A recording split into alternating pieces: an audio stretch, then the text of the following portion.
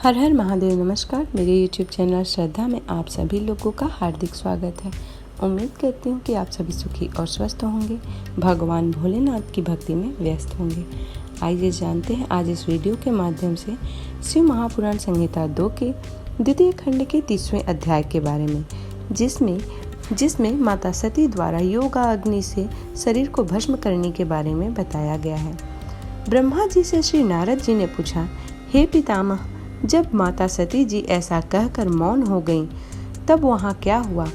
देवी सती ने आगे क्या किया? इस प्रकार नारद जी ने अनेक प्रश्न पूछ डाले और ब्रह्मा जी से प्रार्थना की कि वे आगे की कथा सुविस्तार सुनाएं। यह सुनकर ब्रह्मा जी मुस्कुराए और प्रसन्नता पूर्वक कहने लगे, हे नारद, मौन होकर देवी सती अपने पति भगवान शिव का स्मरण करने लगी। उनका स्मरण करने के बाद उनका क्रोधित मन शांत हो गया।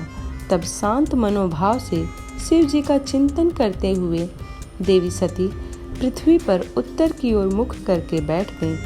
तत्पश्चात विधि पूर्वक जल से आचमन करके उन्होंने वस्त्र ओढ़ लिया। फिर पवित्र भाव से उन्होंने अपनी दोनों आंखें मूंद ली और पुनः शिव जी का चिंतन करने लगी। सती ने प्राणायाम से प्राण और अपान को एक रूप करके नाभि में स्थित कर लिया।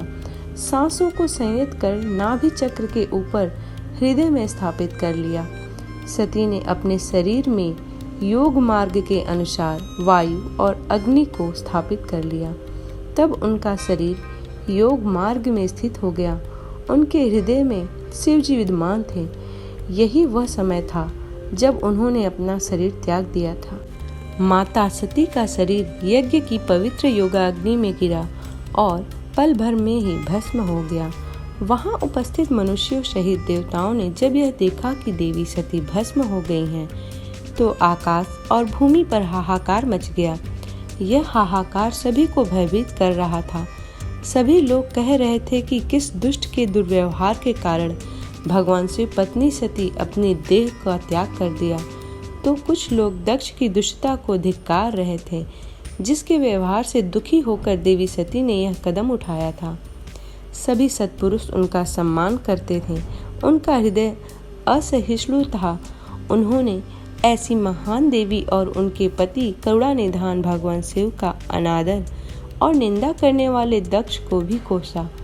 सभी कह रहे थे कि दक्ष ने अपनी ही पुत्री को प्राण त्यागने के लिए मजबूर किया है, इसलिए दक्ष अवश्य ही महानरक में जाएगा और पूरे संसार से उसका अपयश होगा। दूसरी ओर देवी सती के साथ पधारे सभी शिवगणों ने जब यह दृश्य देखा तो उनके क्रोध की कोई सीमा न रही। वे तुरंत अपने अस्त्र शस्त्र लेकर दक्ष को मारने के लिए दौड़े। वे 60,000 पार्षद गण क्रोध से चिल्ला रहे थे और अपने को ही धिक्कार रहे थे कि यहाँ उपस्थित होते हुए भी हम अपनी माता देवी सती की रक्षा नहीं कर पाए। उनमें से कई पार्षदों ने स्वयं अपने शरीर का त्याग कर दिया। बचे हुए सभी शिवगण दक्ष को मारने के लिए बड़ी तेजी से आगे बढ़ रहे थे। जब ऋषि भृगु ने उन्हें आक्रमण के लिए आगे बढ़ते हुए देखा, तो उन्होंने यज्ञ में विघ्न डालने वालों का नाश करने के लिए यजुर्मंत्र पढ़कर दक्षिणाग्नि में आहुति दे दी। आहुति के प्रभाव के फलस्वरूप यज्ञ कुंड में ऋभु नामक अनेक देवता जो प्रबल वीर थे वहां प्रकट हो गए। ऋभु नामक सहस्त्रों देवताओं और शिवगणों में भयानक युद्ध होने लगा। वे देवता ब्रह्म तेज से संपन्न थे।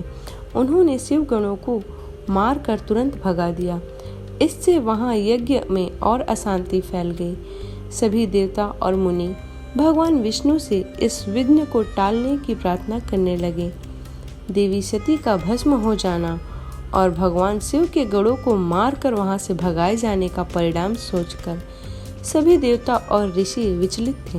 हे नारद, इस प्रकार दक्ष के उस महायज्ञ उत्सव में बहुत बड़ा उत्पात मच गया और सब और त्राहि ताहि मच गई। सभी भावी परिणाम की आशंका से भयभीत दिखाई दे रहे थे। इस प्रकार शिव महापुराण संहिता 2 की द्वितीय खंड का 30वां अध्याय समाप्त होता है।